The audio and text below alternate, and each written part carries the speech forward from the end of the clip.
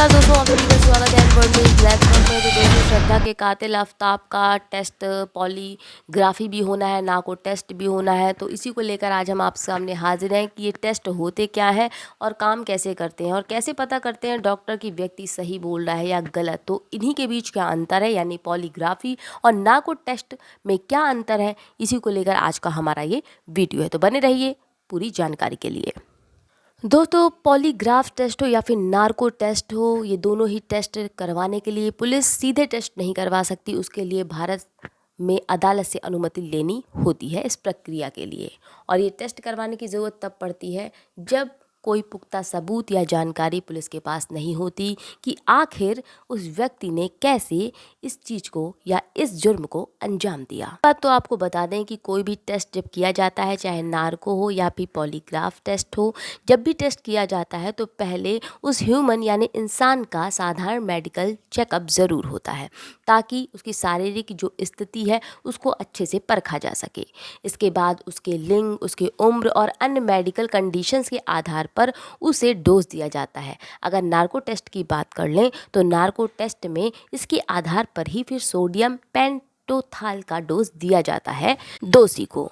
Dose ज़्यादा नहीं होनी चाहिए, अगर ज़्यादा हो गई तो बुरी से बुरी कंडीशन बन सकती है। इसलिए ये पूरी जो क्रिया होती है, टेस्ट होता है, वो टेस्ट एक्सपर्ट की निगरानी में ही किया जाता है।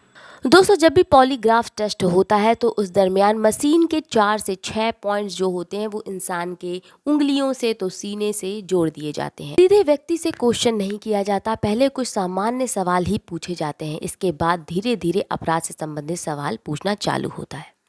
इस दौरान मशीन की स्क्रीन पर पूरी तरह से ध्यान दिया जाता है। स्क्रीन पर इंसान की हार्ट रेट, ब्लड प्रेशर और नाड़ी आदि की इंफॉर्मेशन नज़र आती है और इन्हीं पर नज़र रखी जाती है।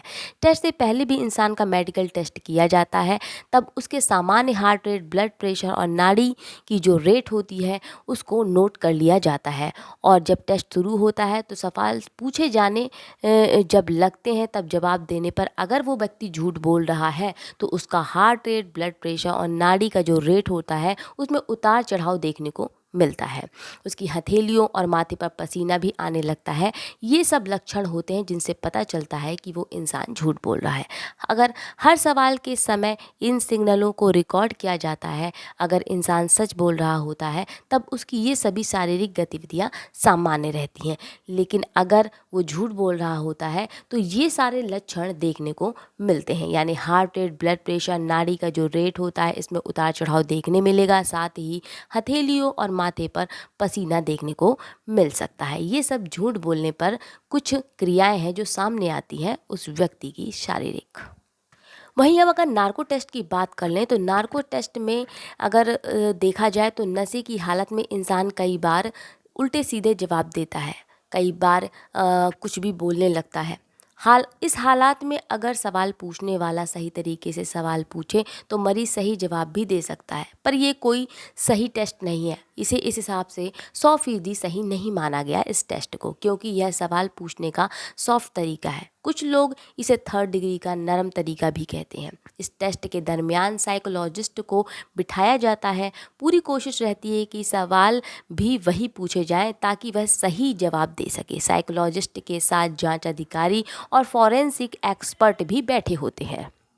दोस्तों, नार्को टेस्ट में इंसान के शरीर में सोडियम पेंटोथाल नाम का ड्रग दिया जाता है। इस सोडियम पेंटोथाल ड्रग को ट्रूथ सीरम भी कहा जाता है। आपको बता दें कि ये जो ड्रग होता है इसको ज़्यादातर सर्जरी के दौरान एनेस्थीसिया के तौर पर मरीज को बेहोश करने के लिए दिया जाता है, ताकि मरीज को दर्द का एहसास ना हो। दोस्तों, व्यक्ति सच बोल रहा है या नहीं, इस बात की सच की तहकीकात तब तक नहीं होती या इस बात को तब तक पुख्ता सबूत के तौर पर नहीं माना जा सकता जब तक कि फिजिकली मौके पर जाकर इसकी तहकीकात पुलिस द्वारा ना कर ली जाए।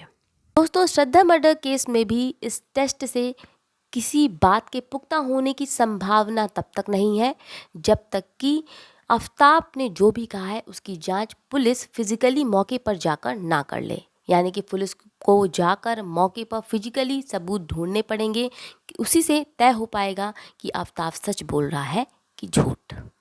फिलहाल तो श्रद्धा मर्डर केस के आरोपी आफ्ताब का दोनों ही तरह का टेस्ट किया जाएगा, पॉलीग्राफ भी और नार्को टेस्ट भी। दोनों ही टेस्ट में पुलिस वाले आफ्ताब से केस से संबंधित सवाल पूछेंगे और कई राज जो दफन होंगे वो खुलेंगे। फिलहाल दोनों ही टेस्ट किए जाएंगे और मौके पर जाकर इनकी पड़ताल भी की जाएगी, उसके बाद ही पता चलेगा कि क्या है इसकी हकीकत। फिलहाल इस खबर में इतना ही। और खबर के लिए जुड़े रहिए हमारे चैनल एन वर्ल्ड से। फिर मिलेंगे नई खबरों के साथ। नमस्कार।